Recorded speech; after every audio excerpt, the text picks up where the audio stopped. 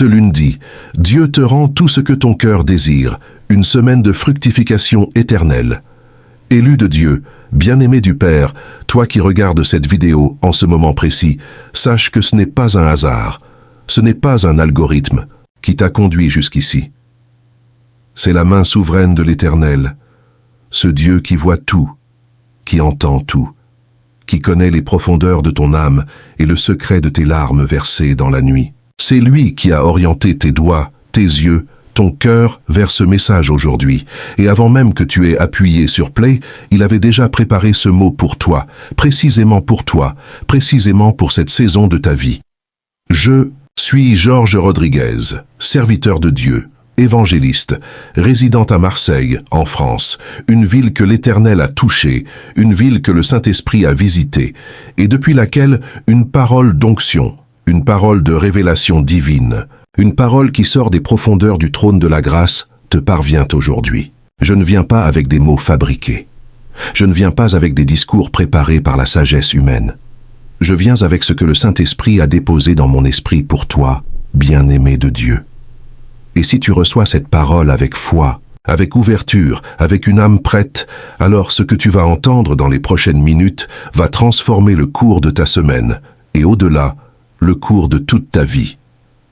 Car ce que Dieu m'a chargé d'annoncer ce jour, ce lundi, ce début de semaine, ce n'est pas une simple encouragement, c'est une déclaration divine, c'est un décret du ciel. C'est l'Éternel lui-même qui se lève et dit à sa créature bien-aimée, « Je te rends tout ce que tu pensais perdu, tout ce que l'ennemi t'a volé, tout ce que le temps semblait avoir effacé, tout ce que ton cœur a désiré dans le secret, dans les nuits d'insomnie, dans les matins de larmes. Il dit, je te le rends. Et cette semaine que tu commences aujourd'hui ne sera pas une semaine ordinaire. Elle sera fructueuse.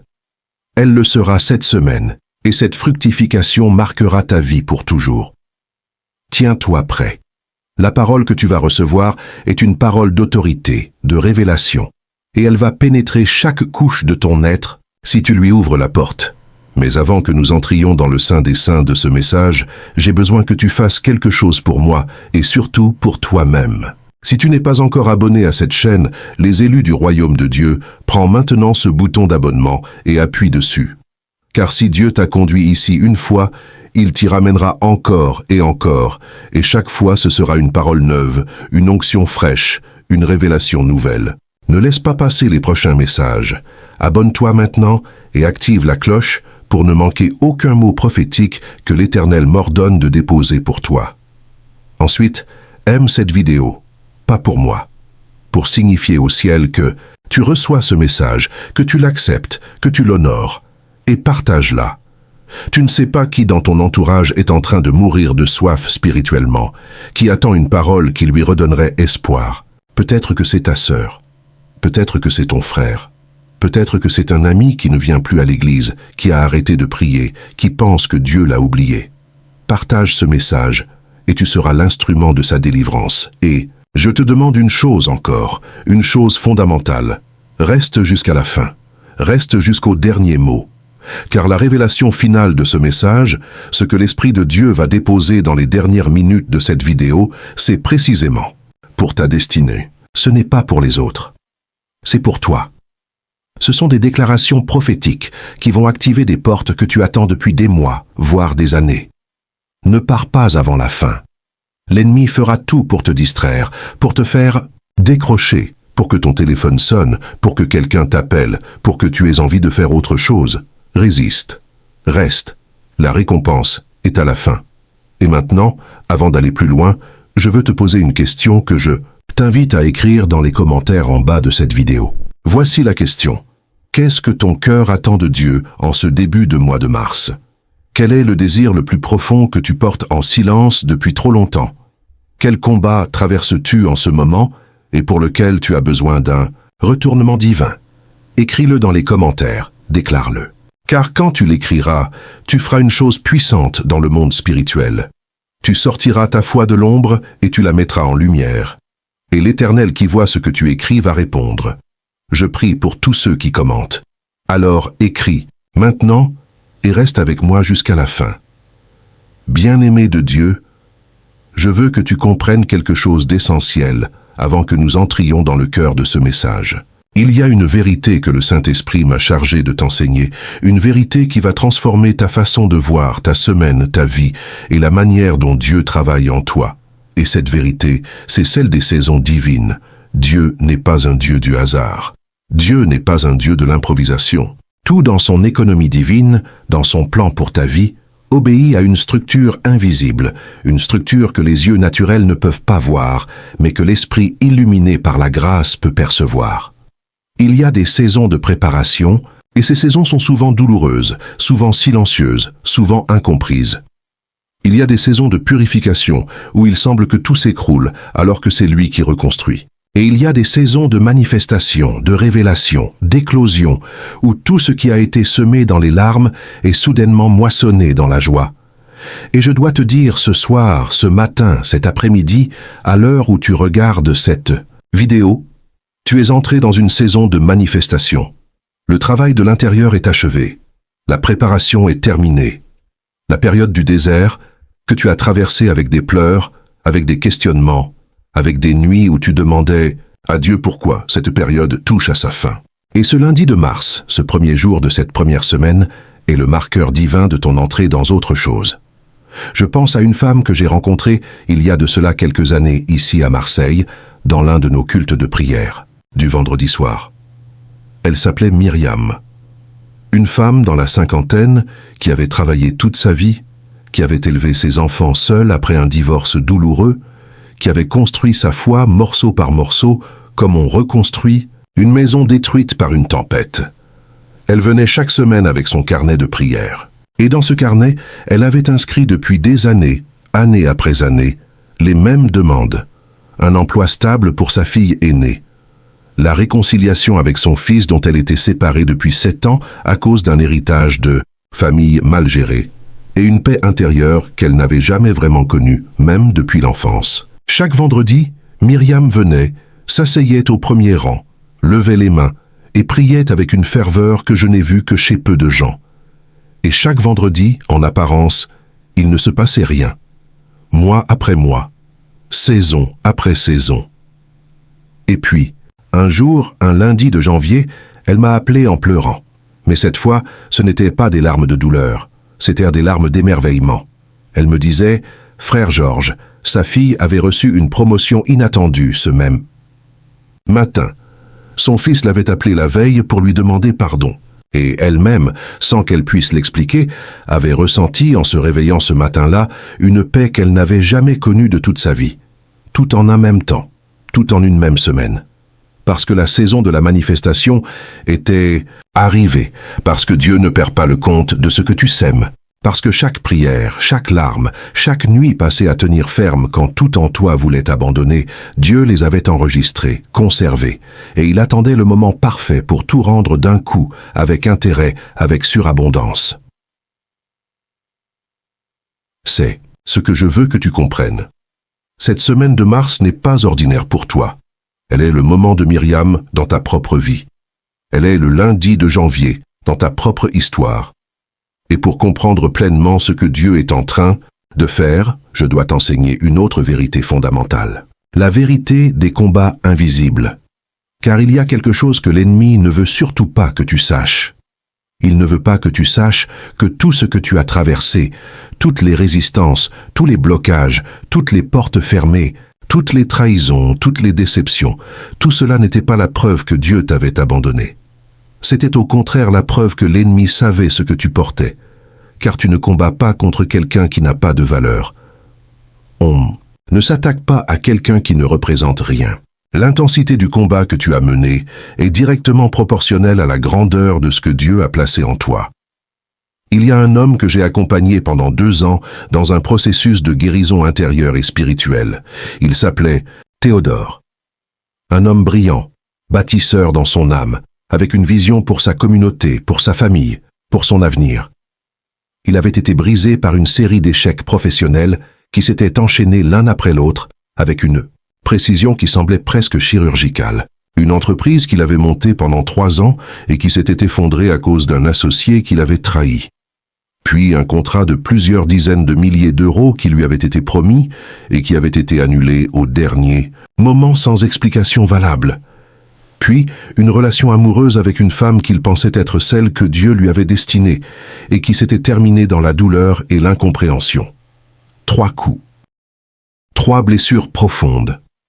Et Théodore m'a dit lors d'une de nos réunions de prière, « Je commence à croire que Dieu a fermé sa main sur ma vie, que je ne suis pas fait pour réussir, que peut-être je ne mérite pas ce que j'espère, et je lui ai répondu quelque chose que je veux te dire maintenant à toi aussi. J'ai dit, Théodore, l'ennemi ne frappe pas au hasard, l'ennemi n'investit pas son énergie là où il n'y a rien à détruire. Si l'ennemi a frappé 3 fois dans les mêmes zones de ta vie, c'est précisément parce que c'est dans ces zones que se trouve ton appel, ton onction, ta destinée. Il attaque ce qu'il craint. Et s'il te craint, c'est parce qu'il sait ce que tu vas devenir. 2 mois après, Théodore a lancé une nouvelle entreprise. Et cette fois, en l'espace d'une seule année, cette entreprise a généré plus que les 3 années précédentes réunies. Non pas parce que Théodore était devenu plus intelligent. Non pas parce que les circonstances étaient soudainement devenues plus favorables, mais parce que la saison avait changé. Parce que le combat était terminé.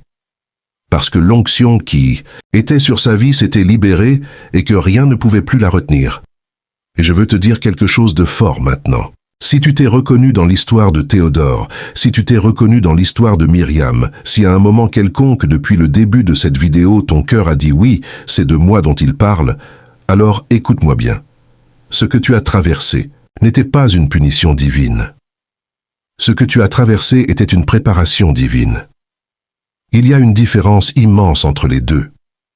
La punition brise et détruit. La préparation façonne et construit. Et Dieu ne façonne que ce qu'il compte, utilisé pour de grandes choses. Maintenant, je veux entrer dans le cœur prophétique de ce message, car le Saint-Esprit m'a donné une révélation spécifique pour cette semaine. Une révélation qui n'est pas générale. Elle est précise, elle est ciblée, et elle se déroule en plusieurs temps, car Dieu est un Dieu d'ordre, un Dieu de progression, un Dieu qui avance par étapes, chaque étape étant plus glorieuse que la précédente. Du lundi au mercredi, il y a ce que Dieu t'accorde en premier. Et ce premier accord est celui de la restauration de l'âme. Avant que les choses extérieures changent, avant que les portes s'ouvrent, avant que les finances se libèrent, avant que les relations se rétablissent, Dieu commence toujours par l'intérieur.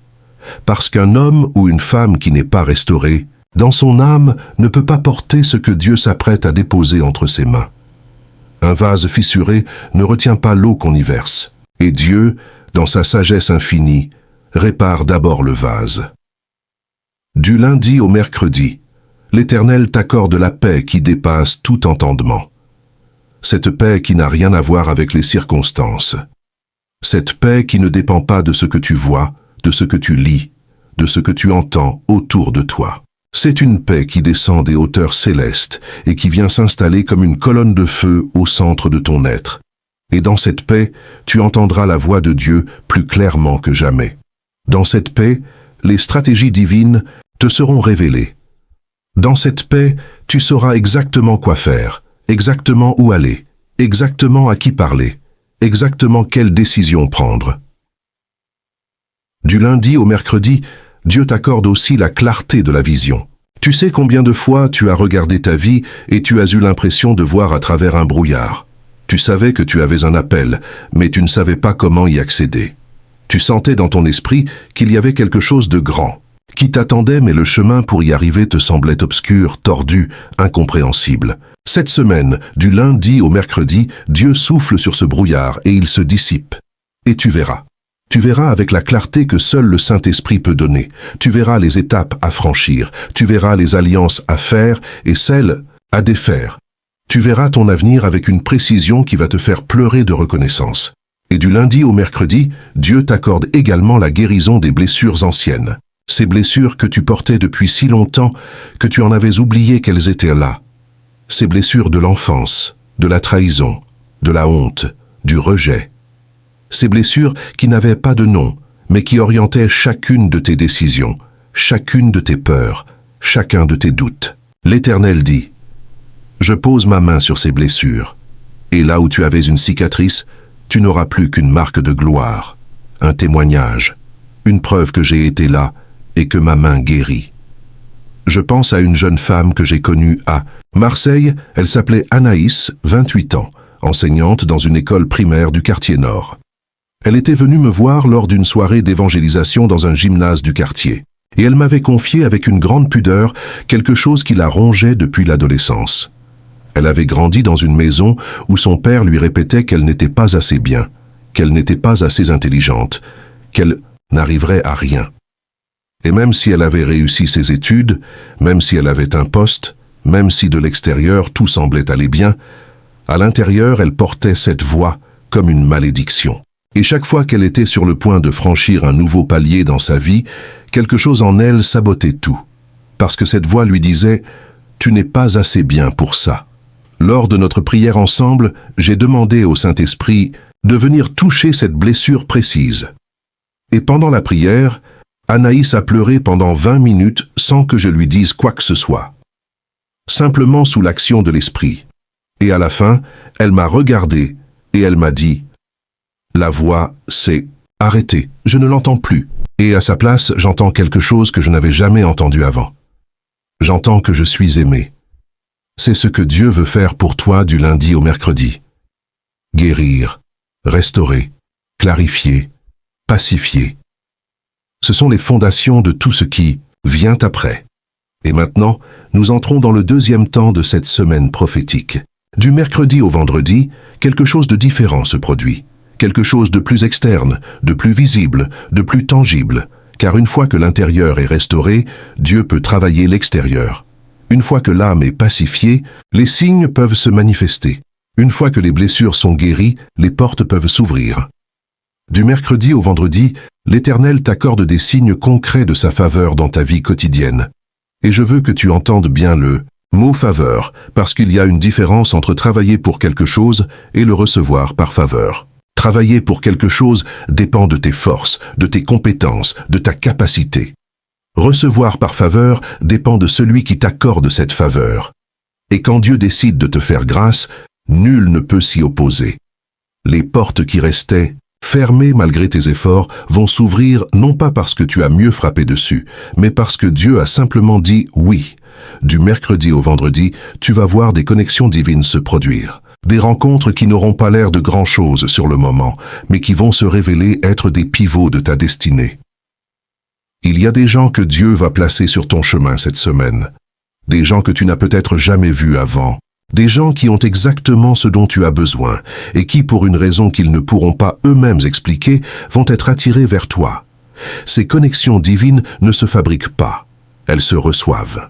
Et pour les recevoir, tu dois rester en état d'éveil spirituel, les yeux ouverts, le cœur disponible, prêt à reconnaître la main de Dieu, même là où elle se manifeste de façon inattendue.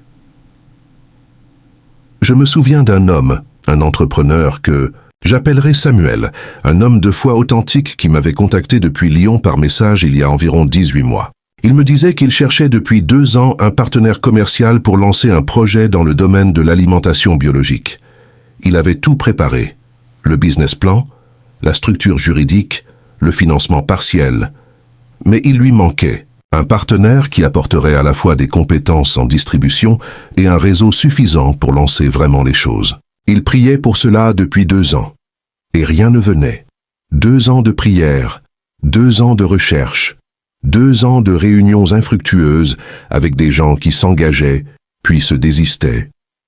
Et puis lors d'une soirée complètement anodine, une soirée d'anniversaire d'un ami d'amis à laquelle il ne devait pas aller et à laquelle il est allé uniquement parce que son premier plan avait été annulé au dernier moment, Samuel s'est retrouvé assis à côté d'un homme qui était précisément dans le domaine de la distribution alimentaire, qui avait exactement le réseau dont Samuel avait besoin et qui cherchait lui-même depuis des mois un projet dans le bio pour investir son temps et son argent. En moins d'1 heure de conversation, les 2 hommes savaient qu'ils s'étaient trouvés et aujourd'hui leur entreprise tourne, non pas parce que Samuel a finalement trouvé la bonne plateforme, non pas parce qu'il a finalement rencontré le bon recruteur, mais parce que Dieu a simplement orchestré une soirée, un plan annulé, un siège vide, une connexion divine. Du mercredi au vendredi, garde les yeux ouverts. Les signes ne ressemblent pas toujours à ce qu'on attend. Parfois, la réponse à ta prière arrive habillée en coïncidence. Et toi, tu dois être assez spirituellement éveillé pour reconnaître la main de Dieu dans la coïncidence. Du mercredi au vendredi, tu vas également recevoir des provisions inattendues. Je ne parle pas seulement de finances, même si les finances font partie de ce que Dieu te rend. Je parle de provisions au sens le plus large. Provision de temps, provision d'énergie, provision de bonne santé, provision d'idées créatrices, provision de solutions là où tu ne voyais que des problèmes. Dieu est un pourvoyeur. Il a créé la provision avant même de créer le besoin. Et cette semaine, il ouvre les réservoirs du ciel et il dit « Voici pour toi. Ce qui te manquait, je te le donne. Ce qui t'était caché, je te le révèle. Ce qui t'était fermé, je te l'ouvre. » Et du mercredi au vendredi également, Dieu travaille dans les relations. Il y a des réconciliations qui vont se produire de façon naturelle, presque miraculeuse. Des personnes qui t'avaient blessé et avec lesquelles la communication était rompue vont faire le premier pas. Ou bien toi, tu auras soudainement la force et la grâce d'aller vers elles sans l'amertume qui t'en empêchait. Dieu brise les murs entre les gens quand il décide de restaurer. Et cette semaine, il renverse les murailles de l'incompréhension, de la rancœur et de l'isolement dans ta vie relationnelle. Pense à ceux qui t'ont quitté. Pense à ceux dont tu t'es éloigné. Pense aux liens brisés que tu portais comme un deuil silencieux. L'Éternel dit « Je restaure ce qui semblait définitivement perdu. Je rebâtis ce que le temps et la douleur avaient démoli. Car mon amour pour toi va plus loin que toute blessure, plus loin que tout conflit, plus loin que tout éloignement. » Et voici maintenant la troisième dimension de cette semaine prophétique. Du samedi au dimanche, l'Éternel t'accorde quelque chose qui couronne tout le reste. Quelque chose qui n'est pas simplement pour toi, mais qui commence à rayonner au-delà de toi. Car la bénédiction de Dieu n'est jamais simplement personnelle. Elle est toujours aussi une bénédiction qui touche ton entourage, ta famille, ta communauté. Du samedi au dimanche, l'Éternel t'accorde la consécration de tout ce qui a été semé cette semaine. Ce qui a commencé dans la restauration intérieure du lundi au mercredi, ce qui a continué dans la manifestation des signes du mercredi au vendredi, tout cela est maintenant confirmé, scellé, consacré par la main de Dieu du samedi au dimanche. Et quand Dieu consacre quelque chose, ça reste. Ce n'est pas une bénédiction temporaire qui disparaîtra avec la semaine. C'est une bénédiction inscrite dans ta destinée. C'est une porte que l'ennemi ne peut plus refermer. Du samedi au dimanche, l'Éternel te donne aussi le repos du conquérant. Car il y a deux types de repos. Il y a le repos de celui qui n'a rien fait, qui n'a rien accompli, qui n'a rien traversé. Et il y a le repos de celui qui a combattu et qui a vaincu. Le repos du samedi au dimanche que Dieu te donne cette semaine, c'est le second. C'est le repos du guerrier victorieux. C'est la paix de celui qui sait que la bataille est gagnée, non. Pas parce que les circonstances l'indiquent toutes, mais parce que Dieu l'a déclaré et que la parole de Dieu est plus solide que tout ce que les yeux peuvent voir. Je pense à une famille ici à Marseille, le père s'appelait Bertrand, la mère s'appelait Cécile. Ils avaient à traverser une période de 5 ans extrêmement difficile. Difficultés financières liées à un accident de santé du père qui l'avait empêché de travailler pendant presque 2 ans. Problème avec un de leurs enfants adolescents qui était tombé dans de mauvaises fréquentations, et une maison qu'ils risquaient de perdre parce qu'ils n'avaient pas pu honorer leur mensualité pendant plusieurs mois. 5 ans d'une guerre continuelle sur tous les fronts. Et ils étaient venus me voir un dimanche après le culte, les deux ensemble, la main dans la main, mais les yeux vides de cette fatigue que seul un combattant épuisé peut comprendre. Et ils m'avaient demandé « Est-ce que Dieu nous a oubliés ?» Et j'avais prié pour eux. Et dans cette prière, j'avais senti quelque chose de très fort. Une certitude que ce que Dieu allait faire dans leur vie ne serait pas petit, que la grandeur de ce qu'ils avaient traversé serait proportionnelle à la grandeur de ce qu'ils allaient recevoir. Et j'avais déclaré sur eux ce soir-là, « Dieu ne vous a pas oublié, il vous a gardé. » Exactement 3 mois plus tard, Bertrand avait retrouvé non seulement la santé, mais un nouvel emploi, avec un salaire supérieur à ce qu'il avait avant l'accident. La maison avait été sauvée par une aide inattendue d'un organisme dont il ne savait même pas l'existence. Et leur fils adolescent avait eu une rencontre avec Dieu lors d'une retraite de jeûne et était revenu transformé, avec des larmes d'humilité et une demande de pardon à ses parents, tout en 3 mois. Non pas parce qu'ils avaient trouvé la bonne solution humaine, mais parce que la saison avait tourné. Et Dieu avait tout rendu, avec surabondance. Du samedi au dimanche, bien-aimé, c'est cette consécration, ce repos et cette surabondance que Dieu te donne. Et plus encore, il te donne la louange. Une louange qui monte du fond de toi. Une louange que tu ne pourras pas contenir. Une louange qui ne sera pas fabriquée par la volonté, mais qui jaillira d'elle-même, parce que tu auras vu la main de Dieu agir dans ta semaine. Et cette louange du dimanche sera le début d'une nouvelle saison. Car ceux qui entrent dans la présence de Dieu avec reconnaissance ouvrent une porte spirituelle que rien ne peut fermer. Mais maintenant, je dois parler avec toi de quelque chose d'essentiel. Parce que recevoir la parole prophétique n'est qu'une partie de l'équation. L'autre partie, c'est la posture que tu adoptes pour la recevoir. Car il y a des gens qui entendent une parole et qui disent oui avec la bouche, mais qui gardent dans leur cœur un espace de doute, un espace où la méfiance, l'incrédulité, la déception passée prend encore de la place. Et cet espace de doute est exactement ce que l'ennemi cherche à exploiter. Je veux te parler de la différence entre l'espérance et l'attente passive. L'espérance biblique n'est pas simplement l'attente que quelque chose de bien se produise un jour. L'espérance biblique est une ancre. C'est une certitude ancrée non pas dans les circonstances, mais dans le caractère de Dieu. Et le caractère de Dieu ne change pas. Ce qu'il a dit, il le fait. Ce qu'il a promis, il l'accomplit. Sa parole n'est pas conditionnelle à tes mérites. Elle est conditionnelle à sa propre nature. Et sa nature est fidèle. Sa nature est immuable. Sa nature est bonne et latente. Passive, elle, est la posture de celui qui dit « J'attends, assis, les mains croisées, que Dieu fasse tomber la bénédiction du ciel. » Mais ce n'est pas ainsi que ça fonctionne. Dieu bénit le mouvement. Dieu bénit l'action de la foi. Il y a un exemple dans les Écritures, non pas celui que je t'ai déjà cité, mais celui de Naaman, le commandant d'armée, qui était venu chercher la guérison, et à qui le prophète avait dit d'aller se plonger 7 fois dans le Jourdain. Et Naaman, dans un premier temps, avait refusé. Parce que la méthode ne lui plaisait pas. Parce que le Jourdain n'était pas assez glorieux à ses yeux. Et c'est seulement quand il a accepté de descendre, de se soumettre, d'agir dans la foi, même sans comprendre, c'est là que la guérison est venue.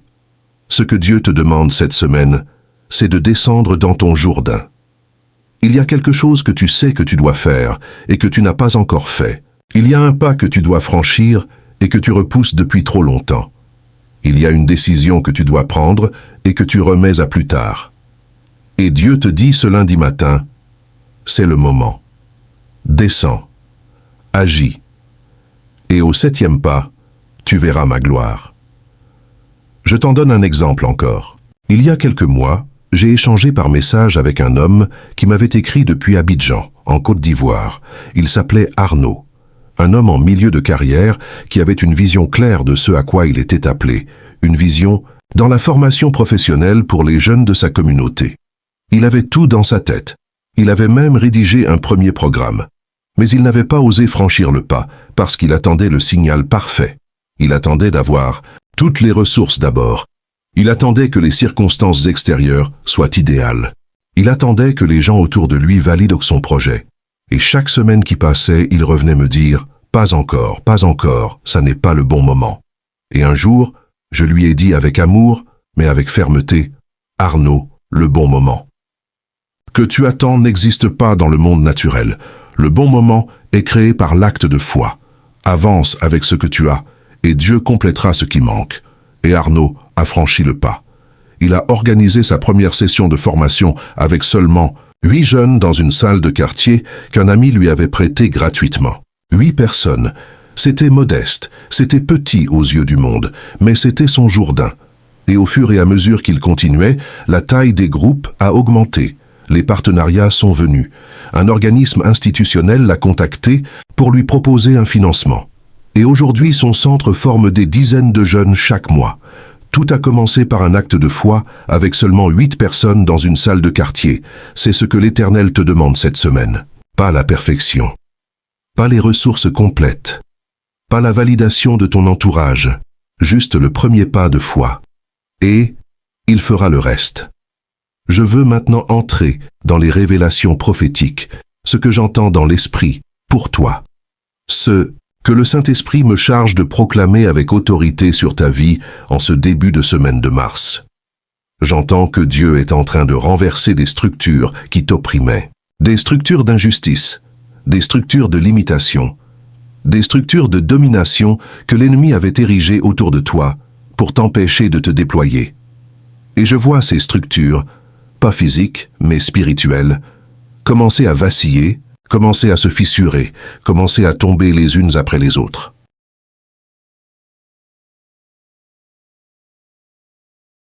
Ce qui semblait solide et permanent dans l'invisible est en train d'être renversé par la main de Dieu.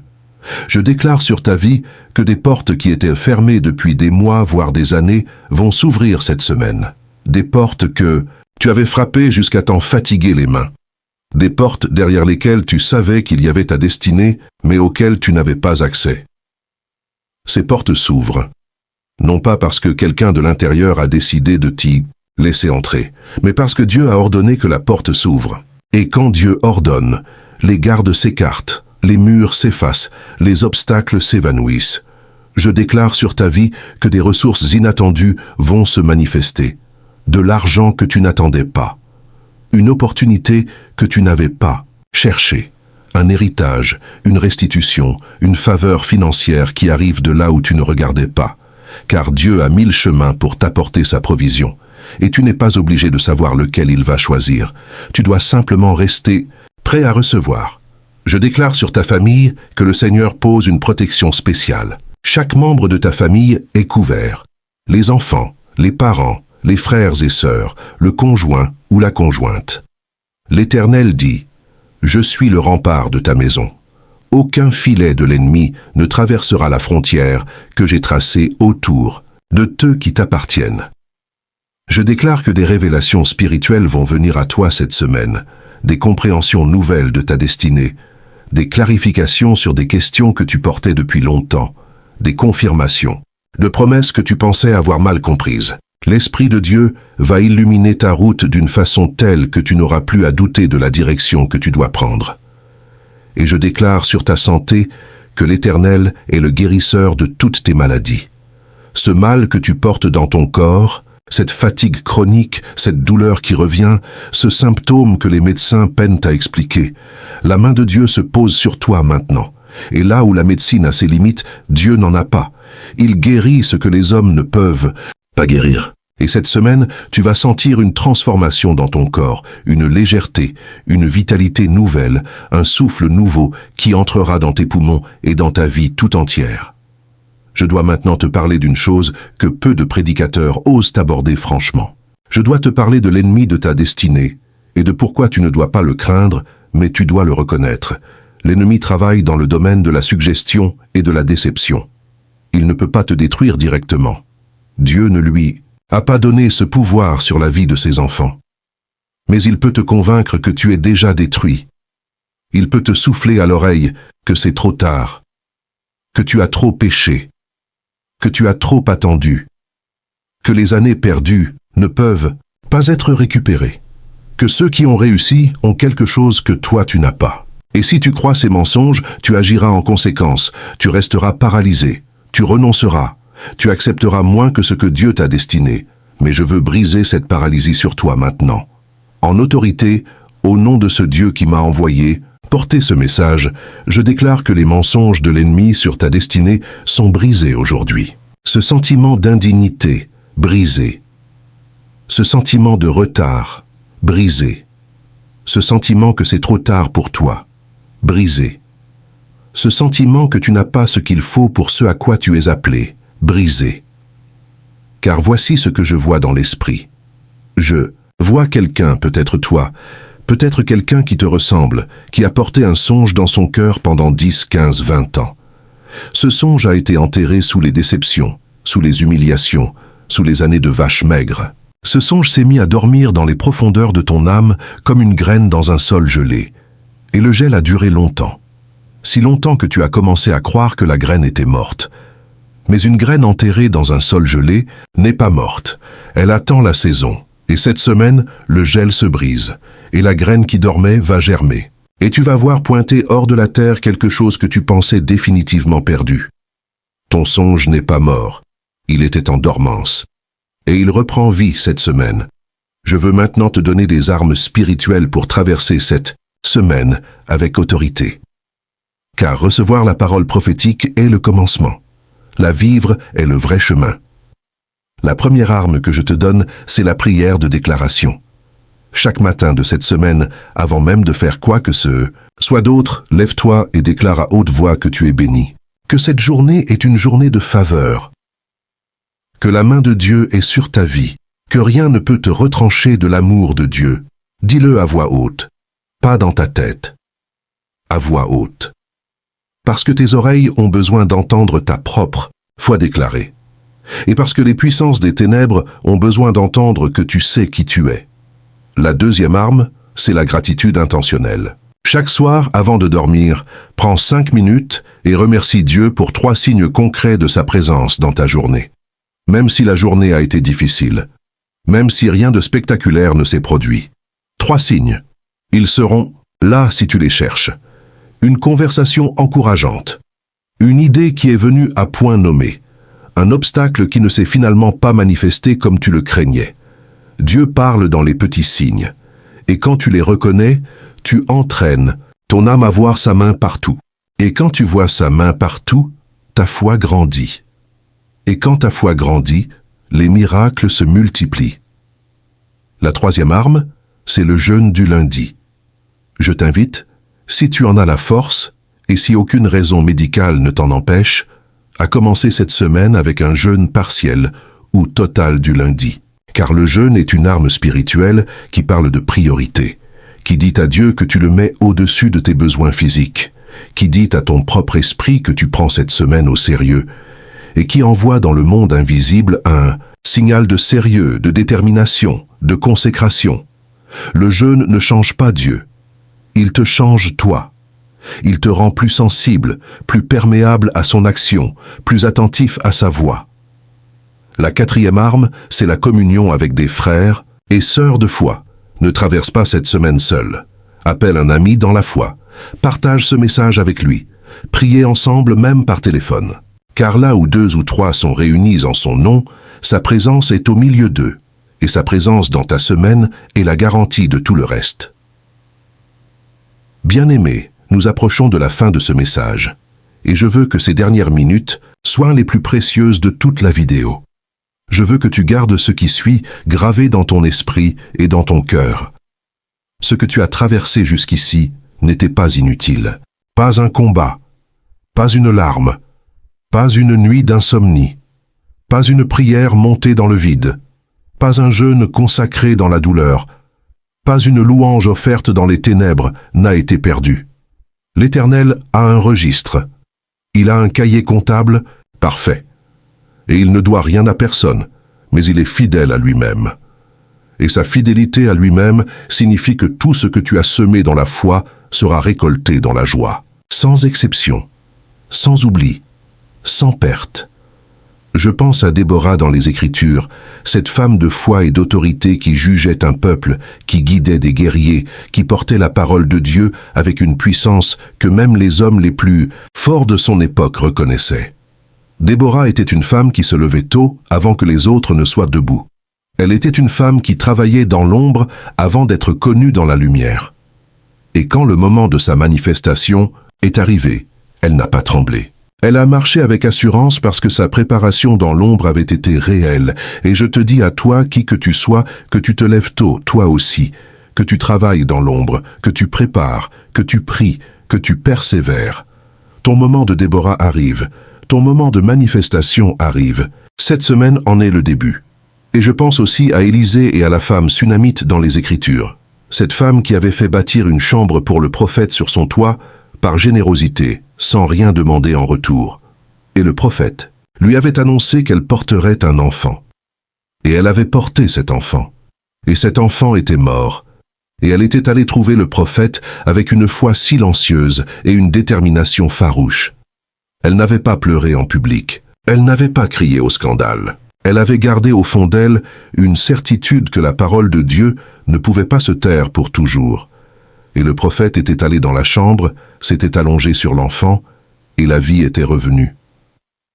La vie va revenir dans ce qui était mort dans ta vie.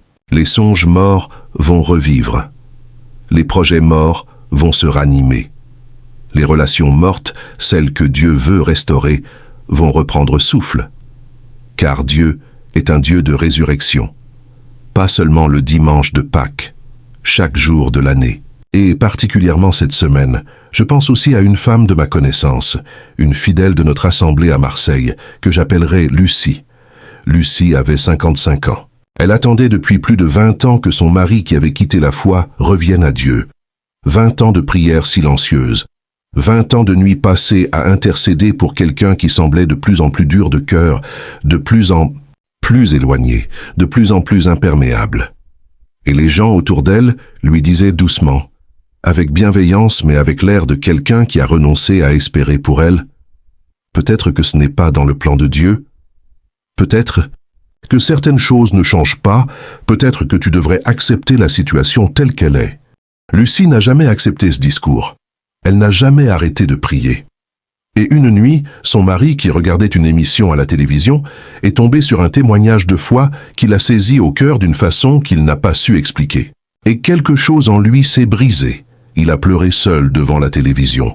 Et le lendemain matin, il a dit à Lucie, « Je veux venir à l'église avec toi. » 20 ans de prière. Et Dieu a choisi d'y répondre par une émission de télévision, un soir ordinaire. Car il n'y a pas de chemin impossible pour Dieu. Et il n'y a pas de prière trop longue pour Dieu.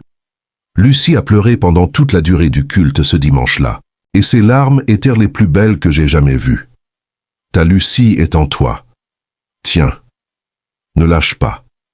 Ce que tu portes depuis des années dans la prière, Dieu ne l'a pas oublié. Il est en train de le travailler. Il est en train de préparer la réponse. Et cette semaine, tu verras peut-être les premiers signes de ce que tu attendais depuis si longtemps. Et maintenant, voici la déclaration prophétique finale. Celle pour laquelle je t'avais demandé de rester jusqu'à la fin. Celle qui est pour ta destinée. Celle que le Saint-Esprit m'a chargé de proclamer sur tout élu de Dieu qui aura reçu ce message en entier avec foi et avec ouverture. Je déclare sur toi que cette semaine de mars est le marqueur de ta nouvelle saison. Ce n'est pas une semaine ordinaire. C'est un tournant. Et les tournants dans la vie de l'élu de Dieu ne reviennent jamais en arrière. Tu ne retourneras pas dans la saison du désert. Tu ne retourneras pas dans la saison de la honte. Tu ne retourneras pas dans la saison de la pénurie et de la limitation. Tu vas de gloire en gloire, de victoire en victoire, de grâce en grâce. Je déclare sur toi que chaque porte qui s'ouvre cette semaine restera ouverte, que chaque guérison qui commence cette semaine ira jusqu'à sa perfection, que chaque connexion divine qui se produit cette semaine portera des fruits qui dureront dans le temps. Je déclare sur toi que ta maison est bénie, que tes sorties sont bénies, que tes entrées sont bénies, que ton travail porte du fruit, que tes mains sont des mains qui construisent et qui ne démolissent pas, que ta bouche est une bouche qui bâtit et non qui détruit, que tes pieds sont des pieds qui marchent dans les chemins que Dieu a tracés pour toi. Je déclare sur toi que les années que la sauterelle a mangées, Dieu les restaure cette semaine. Ce n'est pas une métaphore, ce n'est pas une figure de style. C'est une réalité spirituelle qui va se manifester dans le concret de ta vie quotidienne. Dieu restaure le temps. Dieu restaure les occasions manquées. Dieu crée de nouvelles fenêtres, là où les anciennes se sont fermées. Je déclare sur toi que tes enfants sont bénis, que les générations qui viennent après toi marcheront sur le chemin de la bénédiction que tu poses en ce moment par ta foi, par ta prière, par ta fidélité, par ta persévérance. Tu n'es pas seulement en train de prier pour toi. Tu es en train de tracer un héritage spirituel pour ceux qui viennent après toi. Et je termine par cette parole finale, la parole que l'Esprit a mise dans mon cœur pour toi en toute dernière instance. Cette parole est la suivante. Dieu te regarde en ce moment, pas avec déception, pas avec condescendance, pas avec impatience. Il te regarde avec un amour que tu ne seras jamais pleinement capable de mesurer dans ta dimension humaine. Il te regarde et il dit « Tu es mon bien-aimé, en toi, j'ai mis ma complaisance. Je suis fier de toi. Je vois ce que tu as traversé. Je vois ce que tu as fait avec ce que tu avais. Je vois la fidélité que tu as maintenue même quand personne ne regardait. Et je te dis aujourd'hui, c'est terminer la saison du manque. C'est terminer la saison des pleurs sans réponse. Cette semaine, je te rends tout ce que ton cœur désire. Cette semaine sera fructueuse et cette fructification demeurera toute ta vie. Reçois cette parole. Reçois-la avec les deux mains ouvertes. Reçois-la avec un cœur sans réserve. Et va vivre cette semaine avec la certitude que Dieu marche devant toi, que sa gloire est ton arrière-garde et qu'aucune arme formée contre toi ne prospérera. Que la grâce du Seigneur repose sur toi. Que sa paix garde ton cœur et ton âme. Que sa force soit ta force et que sa victoire soit ta victoire. Cette semaine et pour toujours. Je suis Georges Rodriguez, serviteur de l'Éternel, évangéliste depuis Marseille. Et ce message était pour toi. N'oublie pas d'écrire dans les commentaires ce que ton cœur attend de Dieu ce mois de mars. Abonne-toi si ce n'est pas encore fait. Partage avec quelqu'un qui a besoin d'entendre cette parole aujourd'hui. Et reviens pour les prochains messages. Car la parole de Dieu n'est jamais épuisée. Que l'Éternel te bénisse, toi et toute ta maison.